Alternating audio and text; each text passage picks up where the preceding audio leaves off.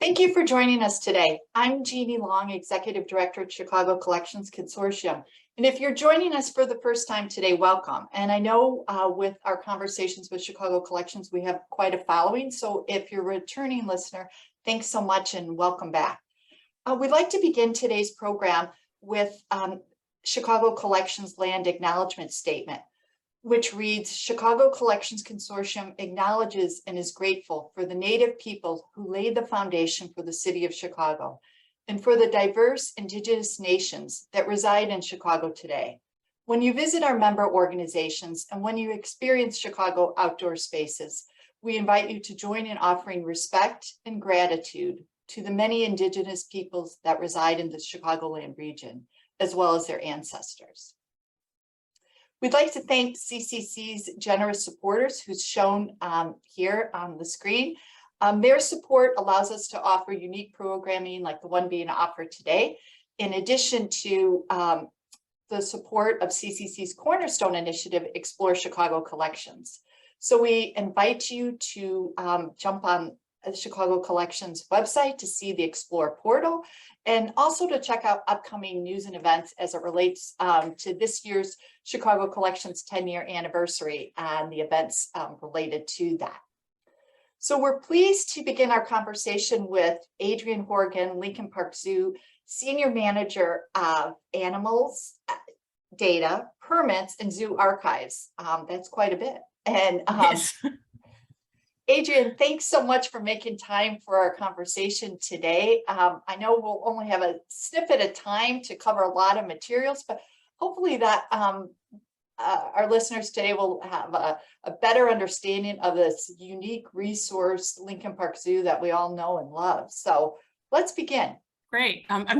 There is a lot to go through. We're over 150 years old, so hopefully we can move this along really fast. I wanted to start out talking about a little history of the park itself and the development of the zoo, and then go into what we're doing with our archives now, and then do sort of like a little walking tour of the historic buildings that you can see on zoo grounds. So Chicago was founded in the 1830s, and by the 1860s, it was the fastest growing metropolis on Earth. So there was, I think 100,000 people in 1860, and by 1865, when Lincoln Park was commissioned, we're looking at 300,000 people. So it's just absolutely a booming metropolis.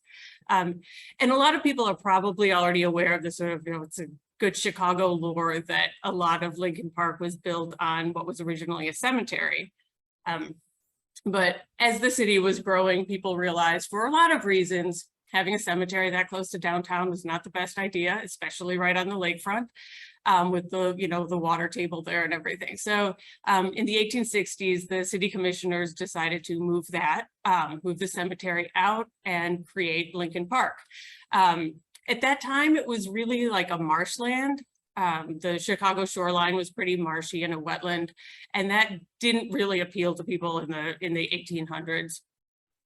Chicago really wanted to establish itself as a world-class city, and world-class cities were generally seen as in Europe back then. So a European landscape designer named Swain Nelson was commissioned in 1865 to design Lincoln Park in this sort of European ideal of walking paths and little ponds and footbridges and things like that. In the images you see here, we've got an early plan for Lincoln Park where you can see our pond system, and also an early depiction of Lakeshore Drive that was actually all paved back in 1870. So again, to sort of like create this genteel recreation space for the city. And also in the corner there, you see some of our gardens, which are actually part of the Chicago Conservatory, which is right there in our neighbor in Lincoln Park. So we can move on to the next one. And so shortly after the founding of Lincoln Park in 1865, in 1868, a couple new residents came to Chicago. They took the train from New York, and they were actually four European mute swans that were a gift of the commissioners of Central Park in New York. And they were put into those new ponds in Lincoln Park that had just been constructed. and that is really the birth of the zoo. People in the city, it was immediately popular, and the zoo started growing pretty quickly at that point. And one of my favorite details about this is, back in the 1860s, the wild world was seen as sort of this unending resource. And people really didn't have the same respect for the environment and wild places and animals and conservation in general that we do today. But the first animals to come to Lincoln Park Zoo were these two swans or these four swans, these two pairs of swans that were a donation. And today, almost every animal in accredited zoos are born in zoos. We manage populations, and animals are not being removed from the wild anymore. And so I think it's really fitting that, we started with this donation from Central Park, and that's really how we manage animals today in our populations. It's amazing from that gift what has transformed. It really is, yeah. And so then, as the century progressed in the 1870s, we started getting a lot more animals in. The first animal building was built in 1870. It actually survived the Chicago fire, but then was replaced by a brick and mortar building in the 1880s. But the population was growing really rapidly. The city was spending a lot more money on it. And so in the 1870s, the question came up to the city commissioners of, should we charge admission to the zoo because we're spending a lot of money there? And they actually came back and decreed that Lincoln Park Zoo would always be free and open to the public. And that happened in 1878, and we have remained true to that to this day. So it's something we're very proud of. And which is pretty amazing for, all that is involved in the upkeep of a zoo, as that to have that free resource in our city. Absolutely. And I'll talk about it a little later, but we're now a nonprofit organization. And so we do get some money from the Chicago Park District as part of our operations. But the majority of our funding is coming from, our awesome members and donors and events that we have and things like that. So it's really a wonderful thing to be in Chicago and have that kind of support for the zoo. Absolutely. All right, so as the zoo starts getting established, we see a really rapid expansion, much like the city of Chicago itself. The zoo population is growing very fast. In the lower corner there, you can see that was the first large animal house that was built in the 1880s that I mentioned before. That is no longer at the zoo, but we're going to see a lot of the historic buildings that are still at the zoo coming up in this. And you can see this zoological report. This is one of the items in the archives. It was written by Cy DeVry, who was sort of one of the first leaders of the zoo in 1899. And you can see we just have this really large population of animals already. And then in the upper right, you've got Nero the lion there, who is one of the famous residents, rumored to be the MGM lion. I'm not sure, but.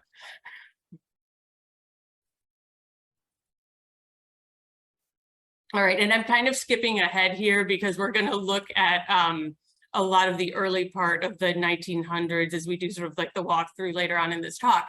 But as the 20th century progressed, it kept being like the sort of like bigger and better idea of zoos, and the more animals you could have and the more exotic animals you could have were considered like that's what made a good zoo in that time. That's changed over time, but that sort of reached its peak with Marlin Perkins, with who's like a real big personality.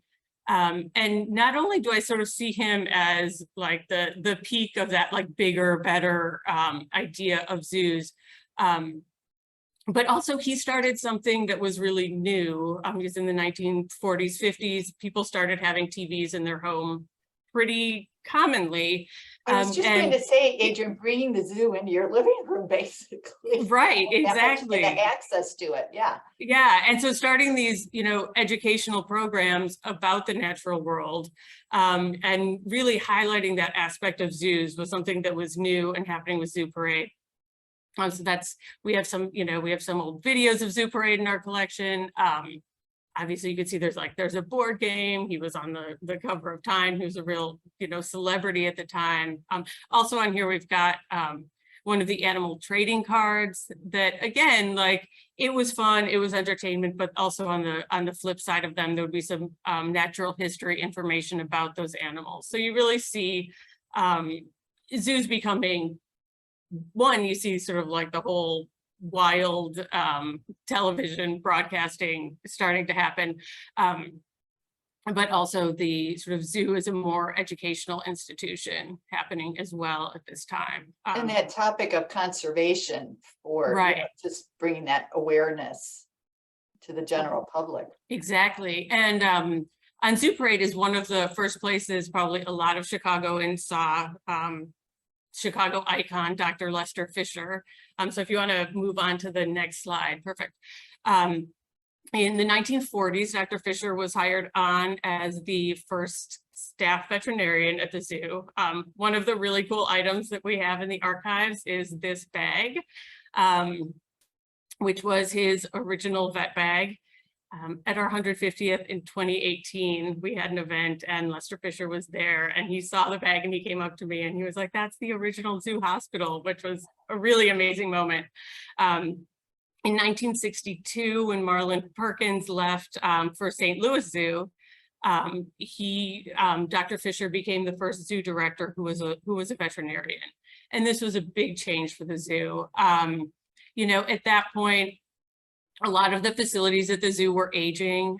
He really brought in this revitalization of the zoo facilities and this new vision of really making the spaces not just places to exhibit animals, but for places for the animals to live in more naturalistic environments, which is a big shift for zoos in general. So if you want to move on to the next one. And what I just wanted to add, though, I mean, as a longtime Chicagoan, the love of Dr. Lester Fisher and what he has done not only for the field, but just for bringing that awareness and education to the general public. When we were talking earlier, absolutely, like the Michael Jordan of zoo, administration. He's absolutely a legend. Yeah, exactly.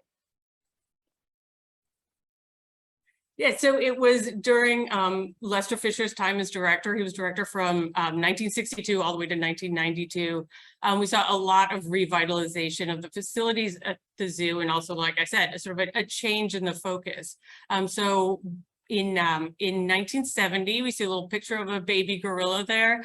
That's Kumba. That was the first Western lowland gorilla born at Lincoln Park Zoo in 1970. And then in 1976, on the bicentennial, the old Great Ape House opened up. And this was really a transformative building for zoos in general, because this was the first one designed to hold the great ape populations in family groups as they would live in the wild.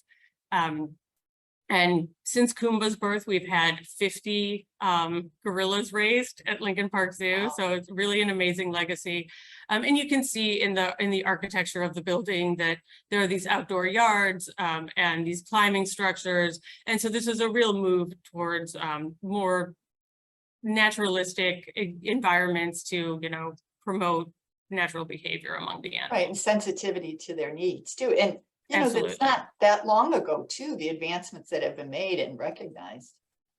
Yeah, zoos have really moved along with sort of, the broader cultural consciousness of conservation and that kind of thing. So like I just said, the Great Ape House was opened in 1976. The 1970s were a really big decade in changing attitudes and minds and focus. People became aware of threats to wildlife and wild places. The Endangered Species Act was passed in the 1970s, as well as the United States signed on to CITES, which is the international treaty regarding movement of endangered plants and animals. Also, the Association of Zoos and Aquariums started to accredit zoos in the United States and North America. We were among the first to be accredited. We're still accredited, so we're really something we're really proud of to have been part of from the start. And also these zoos started working together for what's called species survival plans. Like I mentioned, most of the animals in zoos are born in zoos. So how does that happen? It's a lot of planning to make sure that we maintain healthy populations and a lot of collaboration.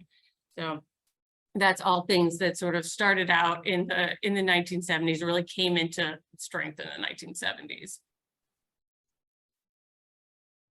And so since then, also in the 1970s, our education department, which is now known as our learning department, was formed to really, branch out and encourage people to, connect with wildlife, even in an urban center like Chicago. And then in 1989, our conservation and science department was founded. It was very small at that time. Now you can see a map of our global impact, and we have people working all over the world, doing science, working to mitigate human-wildlife conflict. We have our Urban Wildlife Center that is studying, how animals are adapting to urban environments, and we have partners all over the United States and the world on that. So we're really proud of our global reach at this point as well. And one big part of that was our move to nonprofit status, which I mentioned earlier.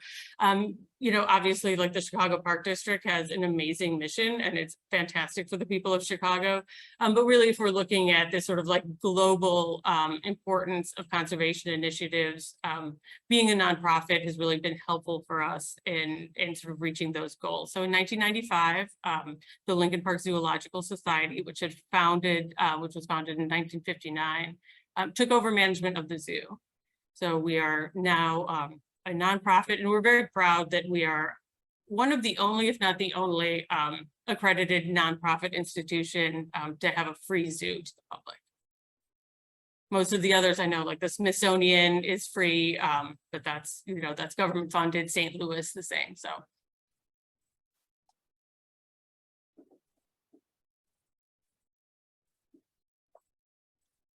All right, and another awesome thing, I think, especially with our history as a garden, really Lincoln Park started out as this planned garden and beautiful space for the people of Chicago.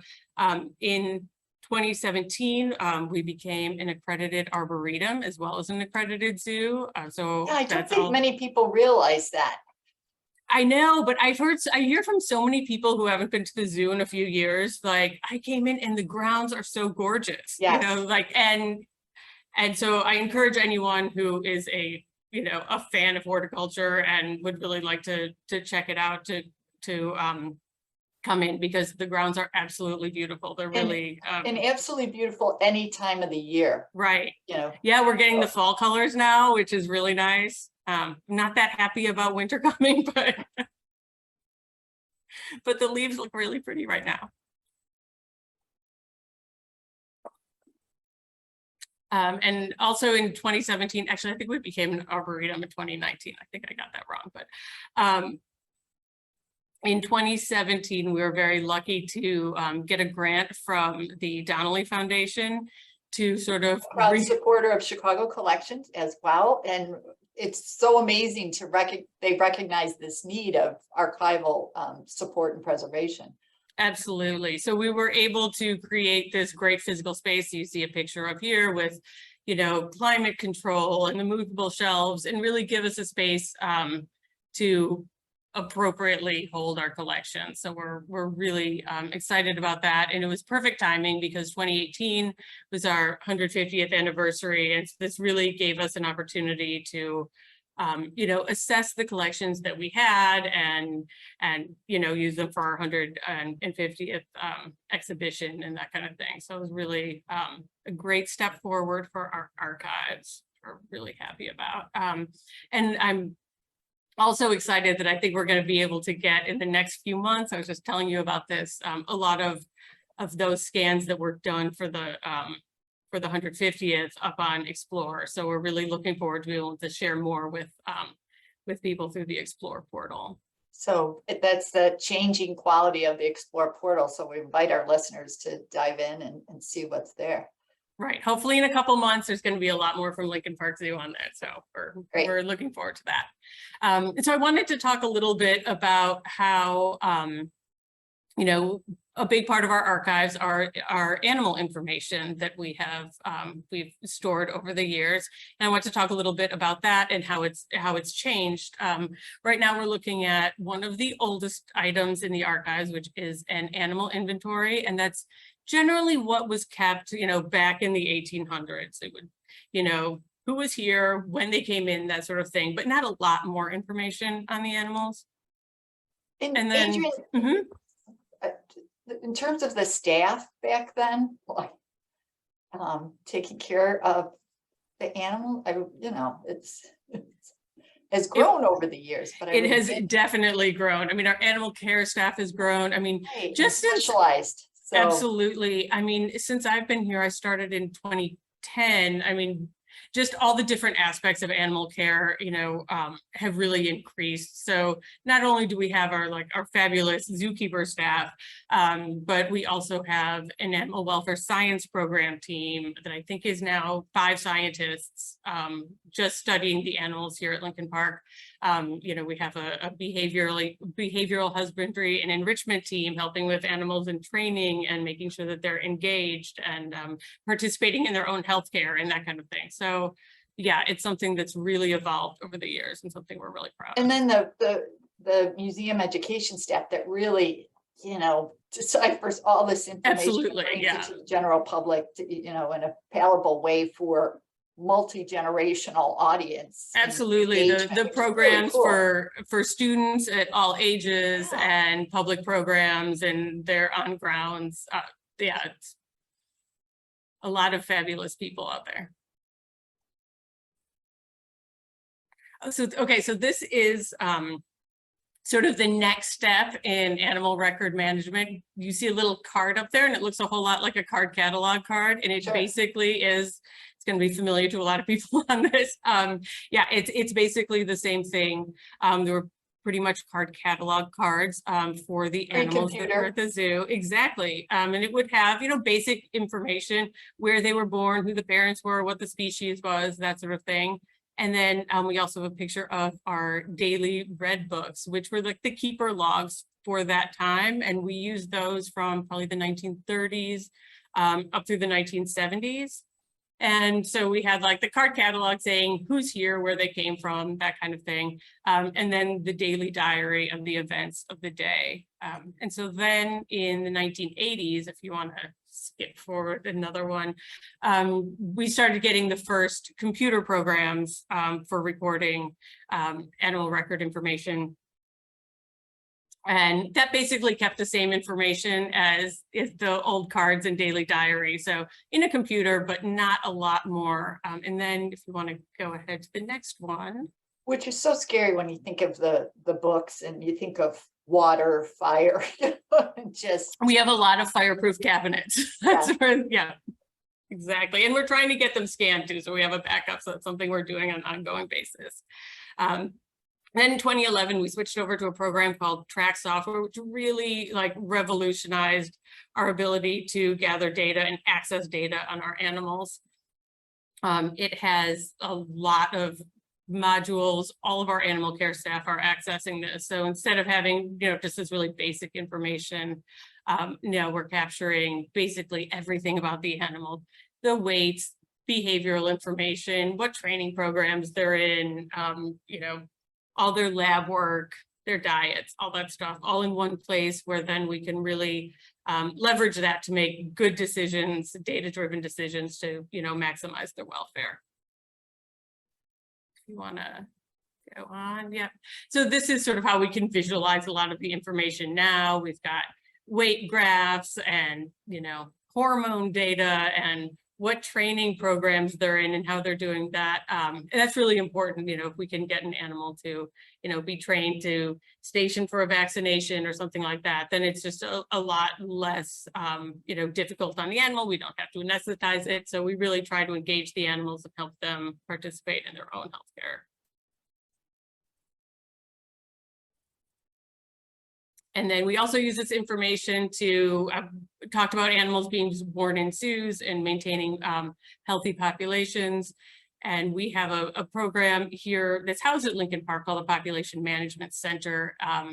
and they coordinate all of that information for all of the accredited zoos in North America. So we send in information on what animals we have, and then they come up with breeding and transfer plans. Like when we opened our new lion house, we got recommendations to bring in lions from different zoos and hopefully have a good genetic and social match, which we did. And we've got that adorable little cub, Peely Peely. Now he's a lot bigger now,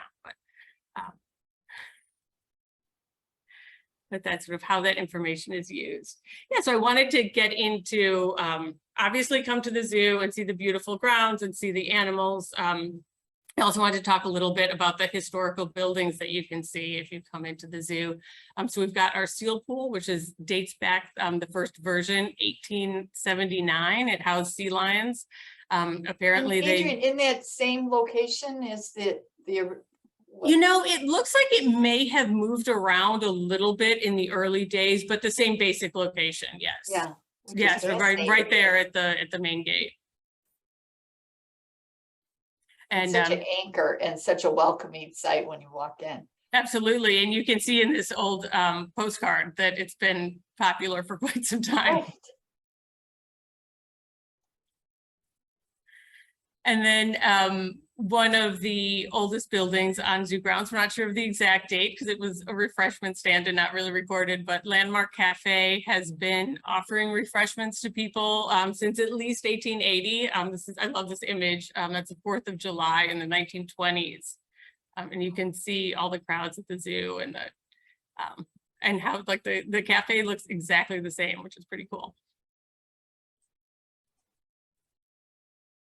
The prices may have changed for. Yeah, they probably have. Just a little bit. And then the Laughlin Memorial Building, that's currently, that's right at Armitage and Clark. That was originally the Chicago Academy of Sciences. I think they stayed there for about 100 years before moving up to the Nature Museum across the way on Fullerton. And now a great neighbor and another CCC member. So exactly, yes, they were great collaborators. And so now that houses the administrative offices for Lincoln Park. Then our birdhouse, that's the oldest active animal building on grounds. That dates back from 1906. It's been renovated several times over the years.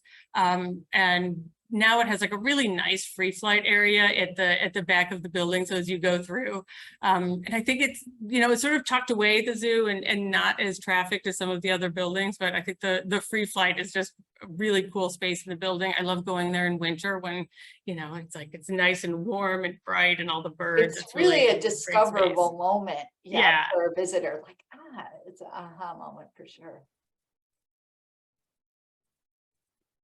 And then Cafe Brower was built in 1908. It replaced a sort of timber boathouse that was there since Victorian times. And I think a lot of people in Chicago, I grew up in Chicago, and I remember that, you know, when I was a kid, it was kind of in pretty bad shape. Then in the 1990s, one of the first big projects of the Zoological Society was a revitalization of Cafe Brower, and now it's an absolutely gorgeous space again. And then in 2010, we did the construction of Nature Boardwalk, which brought in native plants and really made the pond and area around it equally beautiful. So it's really like, it's a treasure in the city now, and probably the most natural that pond has been since it was constructed back in the 1860s, which is pretty amazing. It's amazing because, you know, when you visit, you really do think this is what, you know, and the information that's there is so educational and, you know, in a quick snapshot of what you're looking at and why it's there and what, you know, the preservation of that too. And the Cafe Brower, I mean, we had talked about this before, just, and obviously from the images, you know, just a great skyline moment. You really feel like you're, you know, yeah, definitely one of the best like photo spots to get a picture of Chicago. Absolutely. And not that I work for Lincoln Park Zoo, obviously a big supporter, but Cafe Brower is a great event space too. Having attended many events there, it's just a lovely. It really is, and the restoration of it is just remarkable. Like, yeah, and there's such a treasure. Cafe, for people. Oh yeah, and the cafe on the pond is just lovely during the summer. And another cafe at the zoo, which is now our food court, Park Place, that was originally built in 1923 as the first aquarium in Chicago. And it stayed an aquarium until I think 1930 when Shed was open.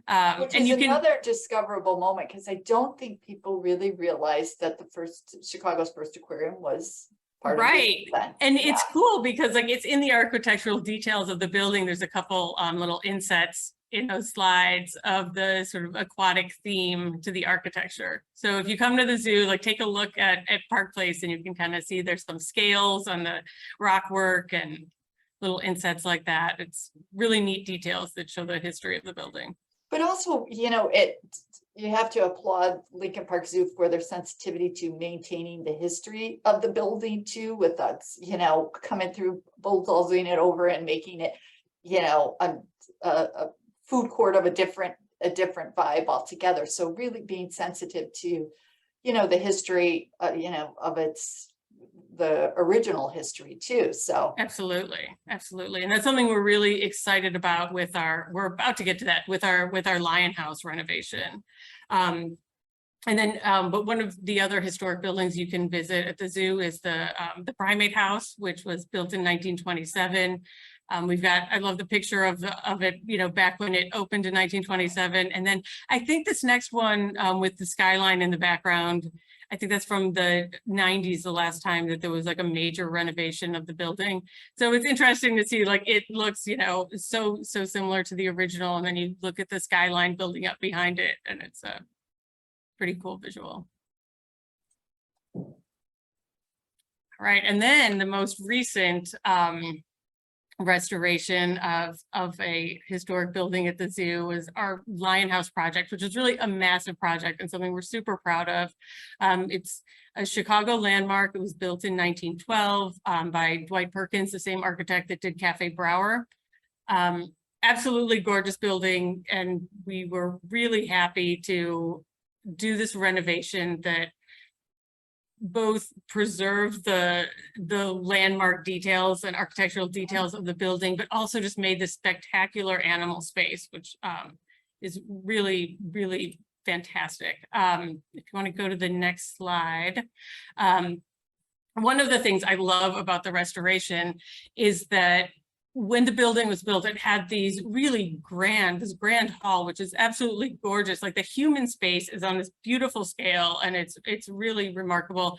And now we have renovated the animal space. So it's equally grand and wonderful and just the state of the art facilities for the animals. And we did that using a lot of science, a lot of the data that we've gotten out of behavioral observations of the lions and what they like and what choices are good for them to make and really to optimize their welfare. So I think it's this like wonderful marriage of the historic details and then the state of the art exhibit added on. And we actually just recently were given the Dry House Foundation Preservation Award for the work done here. So really spectacular. Absolutely. Yeah, and here you can see sort of the great expansion of the lion yard. Everything is the cats are either eye level with you, so that's a really amazing opportunity to just connect with the animals because they come up really close to the glass there, or they're up above, which is really like cats like that. They much prefer to be able to look down on you or be at eye level with you, and the exhibit reflects that. Also, there are various enrichment opportunities, climbing structures. There's a zip line for sort of like a prey item to be stimulate the animals. We have various climate ranges so that, you know, if it's hot in summer, there are places where they can cool down, there's shade, and also like warming rocks and various places for them to stay warm if they choose to be outside in the winter as well. So I'm just going to finish up with a picture of our Lion Pride enjoying their new facility. I don't think they have any idea how historic it is, but they have definitely really done really well since coming in. So quite great project all around. It's amazing.